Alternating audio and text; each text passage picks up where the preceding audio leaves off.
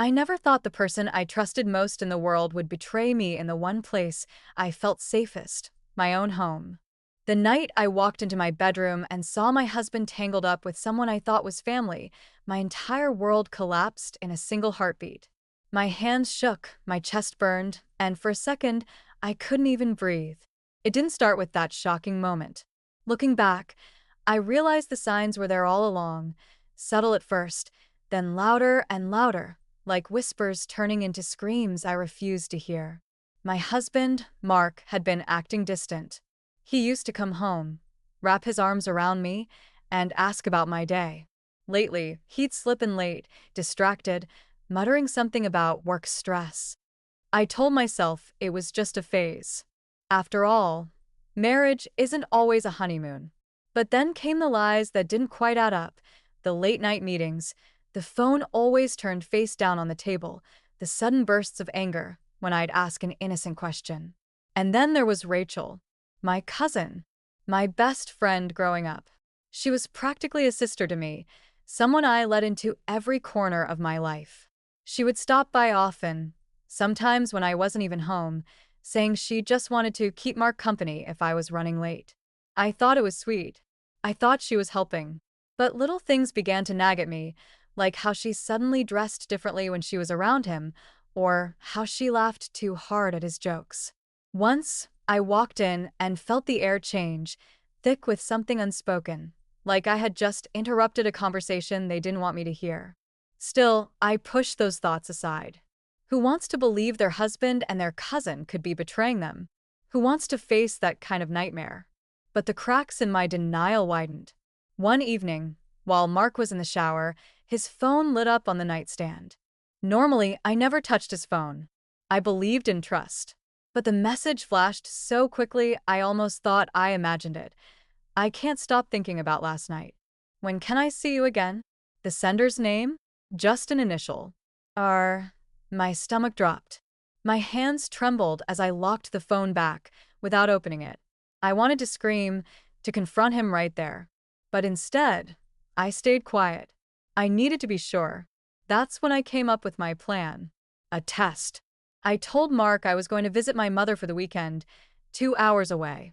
He kissed me on the forehead and said he'd miss me, but his eyes didn't match his words. They flickered, guilty, nervous. I didn't actually go. I drove around for hours, parked at a diner, waited, heart pounding with dread and rage. And late that night, I came back. Quietly. Carefully. The house was dark except for the faint glow spilling from our bedroom door. My pulse thundered in my ears as I crept closer, praying I was wrong, praying I was paranoid. But when I pushed the door open, the truth screamed in my face. There they were, Mark and Rachel, wrapped in each other like lovers, in the bed where I once thought love and safety lived. I froze. I couldn't even find my voice. The betrayal was so sharp it felt like my body went numb. Mark leapt up, stammering, "It's not what it looks like," the oldest, most pathetic line in the book. Rachel just stared at me, her face pale, her mouth opening and closing like a fish gasping for air. My voice finally came out, cracked and raw. "How long?" Neither of them spoke. That silence, that cowardice, was louder than any confession. But here's the thing. As much as I thought the betrayal ended there, I didn't know the worst part yet. Because the truth, the full truth, was so much darker, and it would twist everything I thought I knew about my marriage, my family, and myself. Rachel sat on the edge of the bed, clutching the blanket to her chest as if it could shield her from my anger. Mark couldn't even look me in the eye. My heart pounded so hard I thought it would break my ribs. I wanted to scream, to throw something, to shake them until they gave me every filthy detail, but instead I stood frozen in the doorway, my voice low and shaking. "How long?" Finally, Rachel whispered. "Since last summer." My stomach dropped. Last summer, when my dad was sick, when I was spending long nights at the hospital, crying on Rachel's shoulder, trusting Mark to hold things together at home. That's when they started. While I was breaking apart, they were sneaking around behind my back. Mark stepped forward, reaching for me like he had any right. It wasn't supposed to happen. Shut up, I snapped, jerking away. My voice cracked, but it was steady enough to slice through the room. You don't get to explain this. Not here. Not in our bed. Rachel's eyes filled with tears, but I couldn't see a trace of guilt in them. Only fear of being exposed. That's when I realized she wasn't sorry for hurting me. She was only sorry she got caught. I couldn't stand to be in that room another second. I grabbed my keys and left, slamming the door so hard the walls shook. I drove with no destination, just trying to outrun the image burned into my mind. But no matter how far I went, their voices followed me. His pleading, her whisper. My chest felt like it was caving in. I spent the night in my car, parked in some random grocery store lot, staring at the ceiling, replaying every moment of the past year. The excuses, the lies, the way Rachel would cancel plans with me last minute, but somehow always had time to help Mark. It all fit now, every piece snapping into place like a cruel puzzle I didn't want to see. The next morning, I went back home, not to forgive, but to face them. The house was quiet, but I found Mark sitting at the kitchen table, his head in his hands. Rachel was gone. He looked like a man who'd lost everything, and maybe he had. But the thing that cut deepest was how quickly he tried to spin it. "Listen, it wasn't love," he said. "It was a mistake. You're the one I want, you're my wife. I can't lose you." His voice cracked, and for a second, I almost wanted to believe him. But then I remembered Rachel's trembling confession, since last summer. That wasn't a mistake. That was a choice. 100 choices. I told him I wanted the truth. All of it. Every disgusting detail. And that's when the real nightmare began. Because Mark hesitated. He looked at me, then down at his hands, and I swear the silence lasted forever. When he finally spoke, his words shattered me all over again. It wasn't just Rachel. I stared at him, my throat dry. "What do you mean? Not just Rachel?" His eyes were full of shame. There were others. It felt like the floor fell out from under me. Rachel wasn't some tragic mistake. She was just one name in a list of betrayals I didn't even know existed. My marriage, my life, it had been a lie for far longer than I realized. And yet, something in his voice, in the way his hand shook, told me there was still more he wasn't saying. And I was right. Because the darkest part of his confession was still waiting, and it would destroy me in a way I never imagined. I felt my knees weaken as his words sank in. There were others.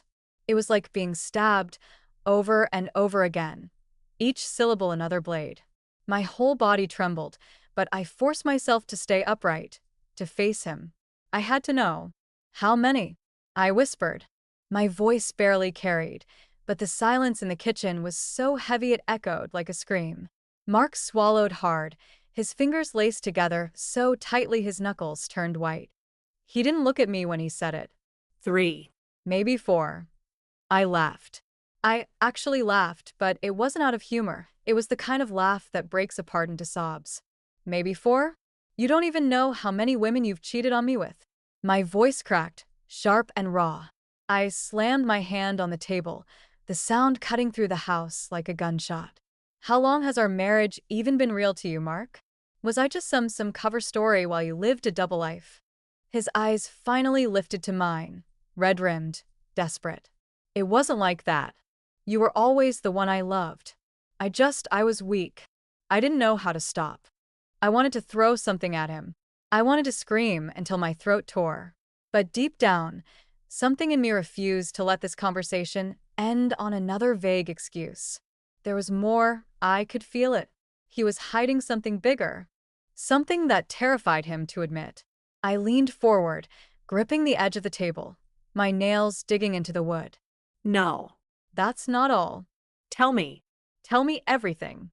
Or I swear I'll walk out of this house and never look back."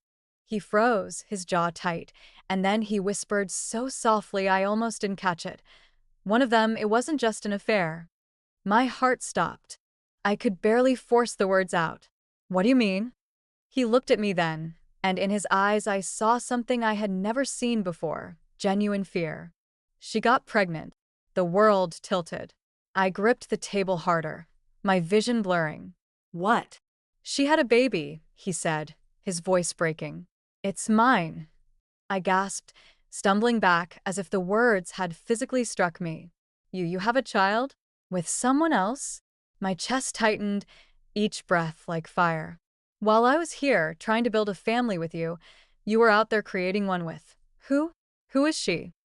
His silence told me everything I needed to know before he even said it. And when he did, my blood ran cold. Rachel, he whispered. The room spun. My cousin. My blood. The girl I grew up with, shared secrets with, trusted with everything. Not only had she betrayed me by sleeping with my husband, but she had carried his child in secret. That was why she had been pulling away from me, making excuses, avoiding family gatherings. She wasn't just ashamed, she was hiding the biggest secret of all. I staggered back, gripping the counter for balance, my heart hammering like it was about to explode. No. No, you're lying. That's impossible. But deep down, the puzzle pieces clicked into place. The sudden trip Rachel took last year, disappearing for months, saying she needed time to herself. The hushed conversations, the evasive glances. And the baby I saw once, a friend's child, she claimed, when I visited her unexpectedly. A child with dark curls and eyes so hauntingly familiar. Eyes that looked too much like Mark's. My legs gave out, and I sank onto the cold tile floor, sobbing into my hands. I couldn't decide what hurt more, the betrayal of my husband or the betrayal of my cousin. Together, they had destroyed not just my marriage but my family. Mark crouched down beside me, reaching out as if he had any right to touch me. I didn't know how to tell you. I was afraid you'd leave. I wanted to protect you. Protect me? I spat, lifting my tear-streaked face to his. You've been lying to me every single day. Protect me from what? The truth? Or from the fact that I've been sleeping in the same bed where you made a child with my cousin? He recoiled at my words, but I didn't stop. Years of suppressed suspicion and pain poured out of me like venom. Do you know what you've done? You've not only destroyed us, you've destroyed everything I thought I knew about love, about family, about loyalty. You didn't just cheat. You built an entire life in the shadows while pretending to love me. And then, the cruelest thought of all struck me. My aunt, Rachel's mother, my own flesh and blood. Did she know? Did anyone in my family know and keep the secret from me? I wiped my tears, standing shakily, my body trembling but my voice hard. I want to see the baby. I need to know. Mark's face paled. You don't have to. I said I need to know. I screamed, the sound ripping through the house. He nodded, defeated, and whispered, Her name is Lily. A chill ran down my spine. Lily. I had heard that name before. Rachel once mentioned her friend's daughter, named Lily, when I casually asked about the baby she was holding. I never thought twice about it. And now, realizing that baby wasn't just her friend's child but my husband's daughter, the betrayal cut deeper than anything I'd ever felt.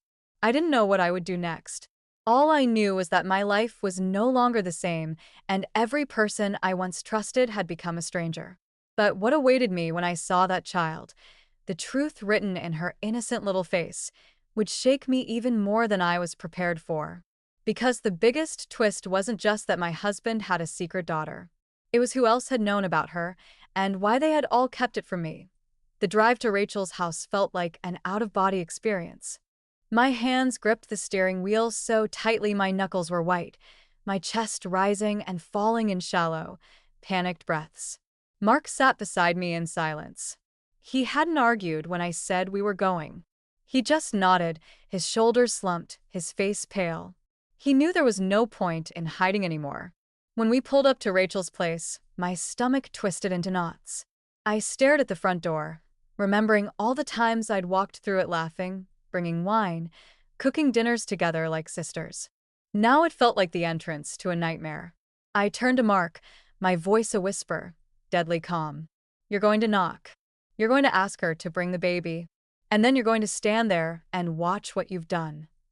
He hesitated, but the glare I gave him pushed him forward. He knocked once, twice.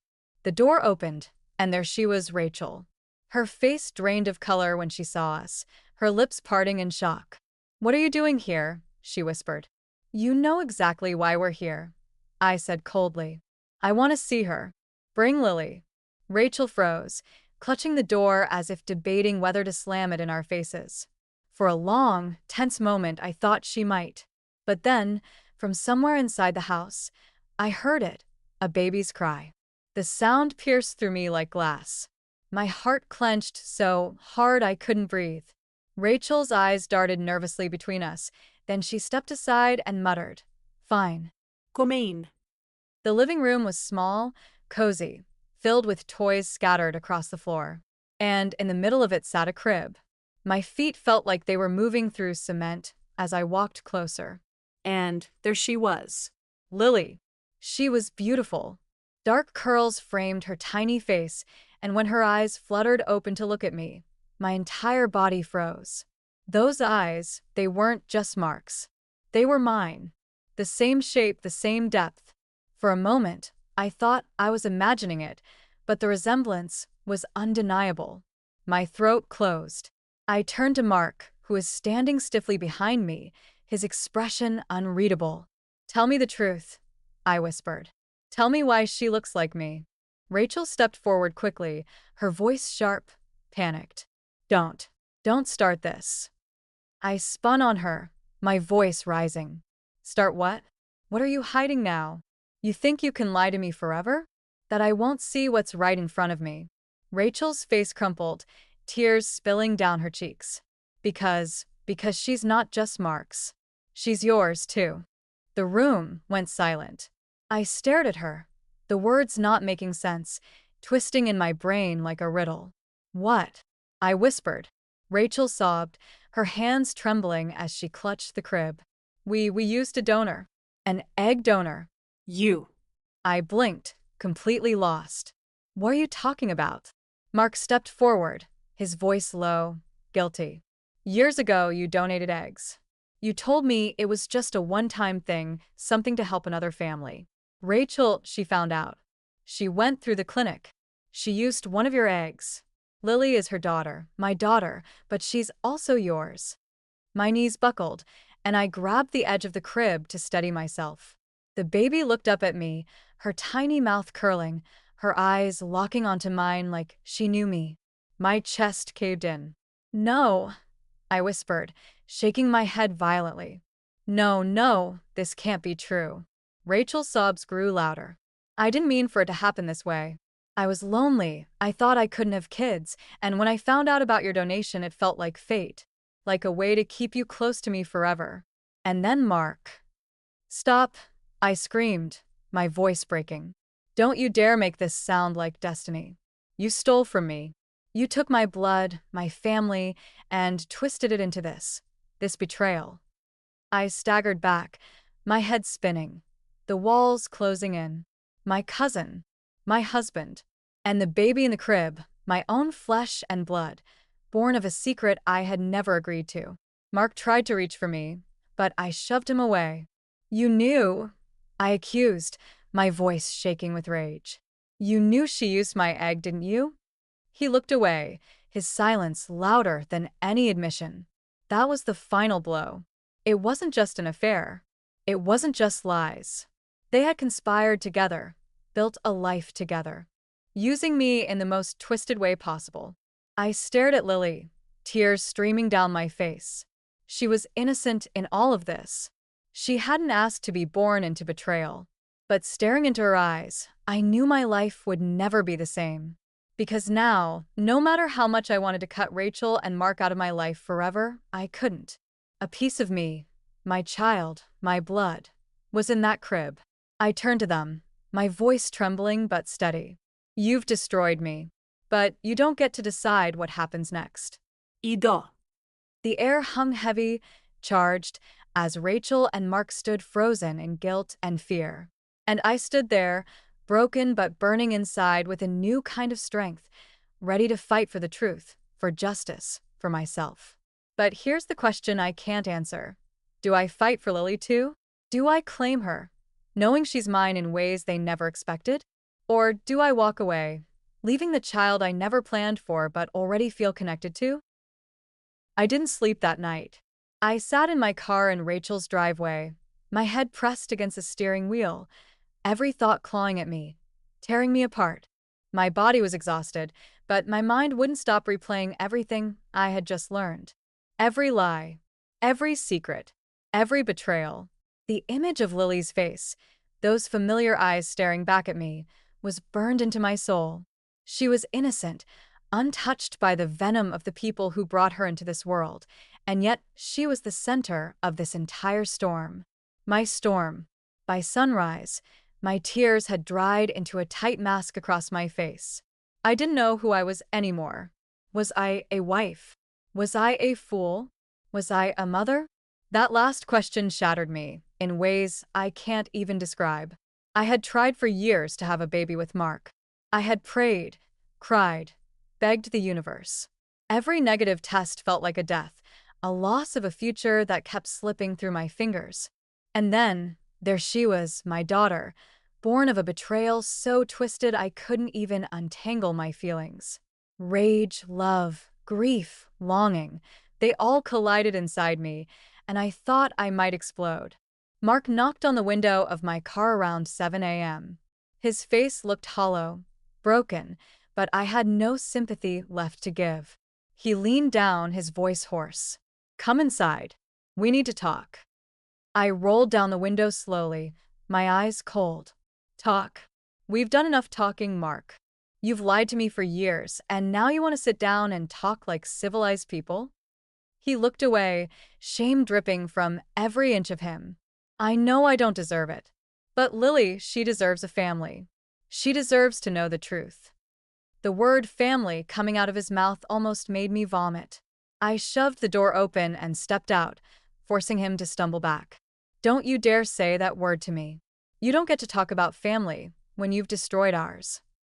Rachel appeared at the door, holding Lily in her arms. She looked like hell, hair tangled, eyes swollen from crying, but the way she clutched that baby made me want to claw her eyes out. That was my blood in her arms. My DNA. My child, and yet not mine. I walked up the steps slowly, my eyes locked on Lily, my voice sharp. "Let me hold her." Rachel hesitated, biting her lip. I don't think that's a good idea right now." That was it. The rage boiled over, white hot. "Not a good idea? After everything you've done, you're going to stand there and tell me what I can and can't do? That baby is mine, Rachel." Mine. "You used me without my consent. You took something from me that I didn't give you. Do you understand what that means?" She shook her head, tears running down her cheeks. I wanted to feel close to you again. I thought." "You thought wrong," I spat. "You thought you could steal from me, betray me, and somehow call it love. That's not love, Rachel. That's obsession. That's selfishness. And now, you've dragged an innocent child into your mess." The baby stirred in her arms, making a small sound that broke me all over again. My voice cracked, softer now. Please. "Just let me hold her." Reluctantly, Rachel handed Lily to me. The moment her tiny body rested in my arms, something inside me cracked open. Her warmth, her soft breathing, the way her little fingers curled against my shirt, I felt it deep in my bones. This was mine. She was mine. No matter how she came into this world, I couldn't deny it. And that terrified me, because now I knew the war wasn't just between me, Mark, and Rachel. It was inside me, tearing me apart. Part of me wanted to fight for Lily, to raise her, to give her the love and protection she deserved. But another part of me wanted to run as far away as possible, to cut every tie, to never see their faces again. When I handed her back, I looked Rachel in the eyes, my voice steady but cold. "This isn't over. I'm getting a lawyer." Her face paled. "You wouldn't." "Oh, I would," I snapped. "You think you can use my DNA without consequence? You think you can hide my child from me? You've underestimated me, Rachel. And as for you, Mark," I turned to him, my voice dripping with venom, "don't think for a second that you're walking away from this clean. You may have created this disaster, but I'll be the one to end it." Over the next few weeks, everything spiraled into chaos. Lawyers, court papers, family meetings that turned into screaming matches. My mother sobbed when she found out. My aunt, Rachel's mother, screamed at me, calling me selfish for tearing the family apart. But the truth was, they had done that long before me. I was just the one standing in the wreckage, trying to survive. The custody battle was brutal. Rachel fought tooth and nail to keep Lily, insisting she was the mother. Legally, she was, but genetically, so was I. My lawyer argued that I had rights, that my egg had been used without my consent. It was uncharted territory, a mess of ethics and laws that no one had clear answers for. Mark tried to play peacemaker at first, begging me not to destroy everyone's lives further. But when I refused to back down, his mask slipped. He turned cold, vicious, accusing me of using Lily as revenge. He didn't get it. He never would.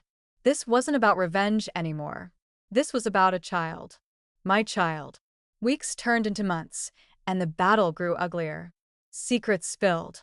Lies unraveled. I learned things I wish I could unlearn. Like how long they'd been planning this, how much of my life had been a performance stage to keep me in the dark. And then came the day in court. Rachel sat across from me, clutching Lily like a shield, her lawyer spitting venom. Mark sat beside her, not me. Of course. He chose his side long ago. But when it was my turn to speak, I looked at the judge, my voice steady, my heart on fire. I'm not here to destroy anyone. I'm here because my daughter was brought into this world without my consent, without my knowledge, through betrayal and deceit. But none of that is her fault. She deserves to know the truth. She deserves to know me. And I will fight for her with everything I have. The courtroom went silent. Rachel glared at me, but I didn't flinch. I had lost my husband. I had lost my cousin. But I would not lose this child. Not without a fight. And yet, even as I stood there, stronger than I had ever been, a terrifying question gnawed at the back of my mind. If I win, if Lily becomes part of my life, will I ever be able to look at her and not see their betrayal staring back at me? The court battle dragged on for months, each hearing tearing me open a little more. Every time I walked into that courtroom, I felt like I was stepping into an arena where my pain was entertainment. Rachel always looked immaculate, carefully styled, rehearsed. She clutched Lily like a trophy, like proof that she had won something I never even knew I was competing for. And Mark, he never sat with me. He sat with her. Every time. That was the part that cut the deepest. Not just the betrayal in our bed, not just the lies, not just the hidden child. But the choice. He chose her, my cousin, over me, over the life we built, over the vows he once whispered against my skin. My lawyer warned me, this is going to be ugly, and it's going to get personal. I thought I was prepared, but nothing could have prepared me for what came next. One morning, I walked into the courtroom and Rachel's lawyer was already smirking. He pulled out a folder, so thick it looked like it contained my entire life. And in a way, it did. He started reading aloud, text messages, emails, private details from years of my marriage. Things only Mark could have given him. They had dug up every insecurity I'd ever confessed, every fight Mark and I had ever had, even therapy notes from when I was struggling with depression after my father's death. They painted me as unstable, unfit, too emotional to be trusted with a child. My hands shook so badly, I could barely hold my pen. Tears blurred my vision, but I refused to let them see me break. When it was over, I turned to Mark. How could you? I whispered. Those were my darkest moments. You gave them my pain. He didn't even meet my eyes. He just stared straight ahead. That night, I sat in my car again, staring at the steering wheel like it could give me answers. For the first time, I wondered if I should just give up. Let them have their perfect little lie of a family. Walk away before I completely destroyed myself. But then my phone buzzed. A text from an unknown number. You don't know me, but you need to know the truth about Mark and Rachel. Meet me tomorrow. Alone. My first instinct was suspicion, another cruel trick? But something inside me told me to go. I had nothing left to lose. The next day, I sat in a quiet cafe, fierce community. We shared stories, legal resources, therapists' numbers. We became each other's anchors. It was in that ragged network of survivors that I found the most unexpected thing. Not closure, not really, but a rebuilt sense of solidarity that taught me to move forward without pretending the past could be undone. As for Mark and Rachel, Mark served a sentence that left him quieter than I could have imagined. He called once from jail, voice thin, apologetic, and hollow. I didn't meet him. Rachel reached out months later, pleading for forgiveness, claiming she'd been punished enough. I saw her on a news clip once, thinner, speaking at a tiny women's support group about the emptiness of revenge. She talked about her regret. I felt nothing but a hard, cold emptiness in response. She had taken so much. Perhaps she had paid a price. It didn't fix the years. It didn't bring back trust. But it did, weirdly, close a chapter in a way I could finally bear. Now, as I sit at my kitchen table while Lily naps in the next room, I look at the small trinkets on the shelf. Photos of my father's hands, a postcard from a friend, a tiny drawing Lily made of the three of us, a stick figure woman, a baby, and a kitty. It makes me smile in a small, fierce way. I know I am living on a fragile new ground. Some days I feel like collapsing under the weight of everything I've lost. Other days I feel like I could rule the world. Mostly, I exist in a muddled gray that is both terrifying and oddly beautiful. I won custody on paper, but the real victory is small. Lily knows my voice, my smell, the rhythm of my heartbeat. She reaches for me in the night and finds me there. That is my anchor. I have rebuilt trust with myself, piece by painful piece. I have not forgiven Mark or Rachel for what they did, but I have learned to coexist with the fact that my child was born of their betrayal and yet has become the source of my greatest joy. There's one last secret, the one that still makes my throat tighten when I think about it. In the final files from the clinic, buried under a stack of evidence, Gina found a short note in a lab log. Patient 4572 withdraws consent, file flagged. Awaiting directive. There was no directive. Who had sat on that file? Who had decided to ignore the law, to let a woman's genetic material be repurposed without her consent? We still don't know the full answer. The investigations revealed names, but the system that allowed it remained messy and prone to exploitation. That's the part that scares me. The knowledge that even when you win, the machinery that hurt you can still be running in another place, another time, waiting to hurt someone else. So I live with vigilance now, and with love. I go to PDA meetings, I take Lily to the park, I braid her hair and tell her stories about her absurd aunt and the ridiculous friends who used to steal the last slice of pizza. I teach her that her body is her own, that consent matters, that she should be loud when she needs to be. I make her pancakes at midnight because no one told me how to be a mother, and some truths can only be learned in small acts. If there is a lesson I've learned through all this unbelievably brutal theater, it's this. People will hurt you in ways you could never imagine. They will lie with gentleness, and they will weaponize kindness. But you can still choose. You can choose to be the person who binds the wounds rather than the person who keeps cutting until they bleed.